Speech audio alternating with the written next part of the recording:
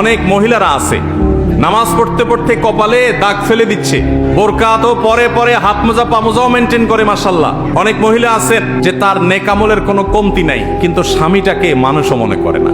সকাল বিকাল ঝাড়ির উপর রাখে, সকাল বিকাল দৌড়ের উপর রাখে, আর চুন থেকে নুন খসলেই নারী নির্যাতন মামলার ইঙ্গিত দেয়। বাংলাদেশে দুই ধরনের মামলা আছে। এই মামলার নাম শুনলেই বেশিরভাগ মানুষের মাথায় চলে আসে আমাদের, বা আমরা বেশিরভাগ মানুষের ধারণা চলে আসে যে এটা পুরাটাই কোনো মানুষকে ফাঁসানোর জন্য হয়েছে। তার ভিতরে একটা হলো নাশকতার পরিকল্পনার মামলা, আরেক মামলা হলো নারী নির্যাতন মামলা।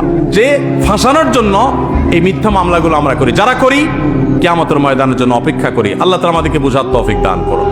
তাহলে মনে রাখবো যে স্বামী স্ত্রী উভয়ের হক আদায় করতে হবে, কেউ কারোর প্রতি জুলুম করতে পারবেন না। মহিলারা তারা অনেক সময় দেখা যায় স্বামীর প্রতি বেয়াদবি করেন, স্বামীকে পাত্তা দেন না, কোনো কথা শোনেন না।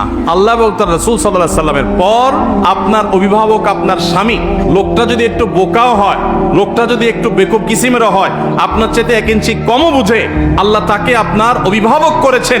আপনি তার আনুগত্য, যদি সে কোনো অন্যায় নির্দেশ না করে, তাহলে তার আনুগত্য করার মধ্যেই আপনার দিনদারি নিহিত আছে। আপনার জন্য নফল আমল করার চাইতে, নফল নামাজ পড়ার চাইতে, নফল দাওয়াতের কাজ করার চাইতে নিজের স্বামীর আনুগত্য করার, স্বামীর সেবার গুরুত্ব অনেক বেশি।